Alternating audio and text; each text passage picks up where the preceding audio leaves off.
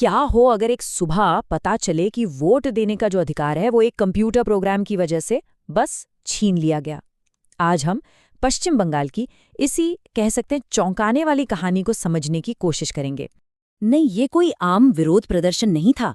ये कहानी शुरू होती है 2 अप्रैल 2026 से, जब कुछ परेशान, हताश शिक्षकों और किसानों ने एक ऐसा कदम उठाया जिसके बारे में कोई सोच भी नहीं सकता।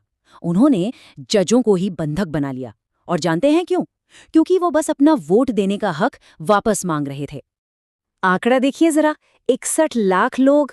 एक झटके में 61 लाख लोगों के नाम वोटर लिस्ट से ही गायब। मतलब ये संख्या इतनी इतनी बड़ी है कि मानो जैसे पूरा का पूरा शहर ही नक्शे से मिटा दिया गया हो। तो गुस्सा तो होना ही था, और यही थी उस गुस्से की असली वजह। और बात यहीं खत्म नहीं हुई। मतलब ये भी कम नहीं था, तो इसके ऊपर से 60 लाख और लोगों को सस्पेक्टेड वोटर यानी कि संदिग्ध मतदाता की कैटेगरी में डाल दिया गया। इसका मतलब क्या हुआ? इसका मतलब ये हुआ कि राज्य के हर 6 में से एक वोटर पर एक तरह से शक किया जा रहा था। तो सवाल ये उठता है कि आखिर इतना बड़ा चुनावी भूचाल आया कैसे? इसकी जड़ें एक प्रोसेस में है जिसका नाम है SIR। और ये पूरी की पूरी प्रक्रिया असल में सिर्फ एक कंप्यूटर सॉफ्टवेयर के भरोसे चल रही थी। एक ऐसा सॉफ्टवेयर जिसे ठीक से जांचा परखा भी नहीं गया था। अब इस SIR प्रोसेस के बारे में सबसे हैरान करने वाली बात जानते हैं क्या थी?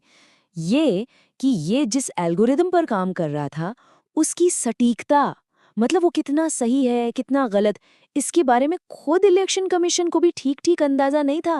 मतलब बिना किसी प्रॉपर टेस्टिंग के ही इसे लागू कर दिया गया। और ये सॉफ्टवेयर कितना अनरिलायबल था, इसका अंदाजा बस इस एक बात से लगा लीजिए। 24 मार्च को एक टेक्निकल ग्लिच हुआ, और उस एक गड़बड़ी ने पश्चिम बंगाल के सभी, जी हाँ, सभी 7 करोड़ वोटरों को संदिग्ध मार्क कर दिया। सोचिए, एक ग्लिच और पूरा का पूरा राज्य ही शक के दायरे में। और ये संदिग्ध होने के कारण क्या थे?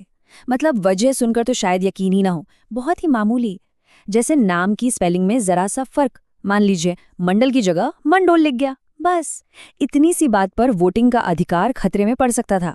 तो चलिए अब आगे बढ़ते हैं।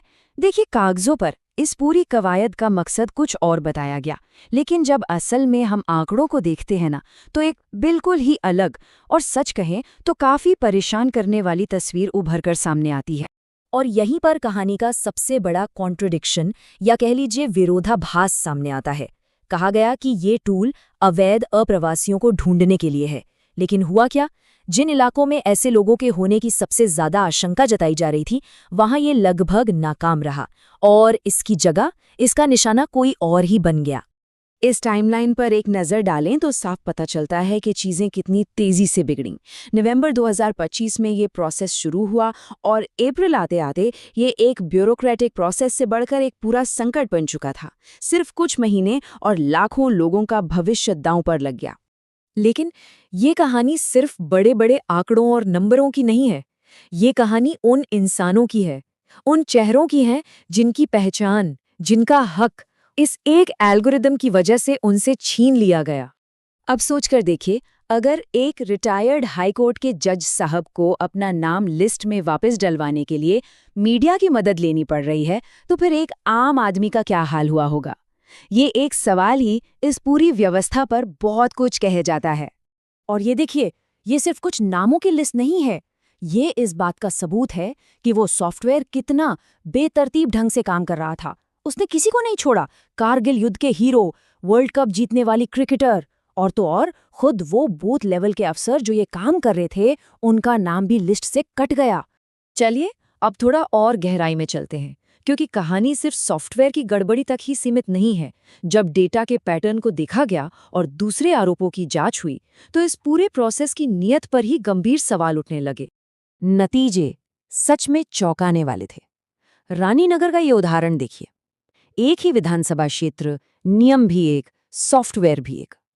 लेकिन मुस्लिम बहुल बूथ पर 58% वोटरों को संदिग्ध बताया गया, और वहीं हिंदू बहुल बूथों पर ये आंकड़ा सिर्फ 3% था। एक्सपर्ट्स के लिए ये एक बहुत बहुत बड़ा रेड फ्लैग था। तो मतलब साफ था कि दिक्कत सिर्फ एल्गोरिदम में नहीं थी। आरोप लगे कि व्हाट्सएप पर आदेश दिए जा रहे थे जो कई बार ऑफिशियल नियमों से अलग होते थे, नए वोटर गैर कानूनी तरीके से जोड़े जा रहे थे और जो फाइनल लिस्ट आई वो ऐसी थी कि उसकी ठीक से जांच करना भी नामुमकिन था। सब कुछ एक तरह से जवाबदेही से बचने की कोशिश जैसा लग रहा था। और फिर कुछ ऐसे राजनीतिक संयोग भी सामने आए जिन्हें नज़रअंदाज करना मुश्किल है। जैसे 42% संदिग्ध मामले उन्हीं 3 जिलों में थे जहां 2021 में टीएमसी की जीत का मार्जिन बहुत कम था। या ये देखिए, 61 लाख वोटर हटाए गए और 2021 में टीएमसी की बीजेपी पर बढ़त भी करीब 60 लाख वोटों की थी। सवाल तो उठता है कि क्या ये सब सिर्फ इत्तेफाक था? तो अब जब चुनाव सर पर हैं, लाखों लोगों के मन में बस एक ही सवाल है, अब आगे क्या? क्या उन्हें उनका सबसे बुनियादी हक, उनका वोट वापस मिल पाएगा? हाँ, अपना नाम वापस जुड़वाने का एक तरीका जरूर है, लेकिन वो रास्ता बिल्कुल आसान नहीं है। ये पूरी प्रक्रिया इतनी लंबी और उलझी हुई है। ऑनलाइन अपील करो, फिर ऑफलाइन भी जमा करो, फिर ट्रिब्यूनल की सुनवाई का इंतजार करो। मतलब एक आम इंसान के लिए ये एक बहुत मुश्किल लड़ाई है। लेकिन असलियत क्या है वो भी देख लीजिए। सिस्टम पर बोझ इतना ज्यादा है कि वो लगभग ठप पड़ गया है। 2 लाख से भी ज्यादा अपीलें दाखिल हो चुकी हैं और सुनवाई कितनों की हुई है? सिर्फ 2 लाख अपीलें और 2 सुनवाई। इन आंकड़ों को देखकर लगता है कि लाखों लोगों के लिए इंसाफ अभी भी बहुत दूर की कौड़ी है। और ये सब कुछ हमें एक बहुत ही बुनियादी और बहुत ही जरूरी सवाल पे लाकर खड़ा कर देता है। आखिर एक वोट की कीमत क्या है? उसका मतलब क्या है? अगर उसे एक मामूली सी तकनीकी गड़बड़ी से इतनी आसानी से मिटाया जा सकता है? ये एक ऐसा सवाल है जिसका जवाब शायद हम सबको मिलकर खोजना होगा।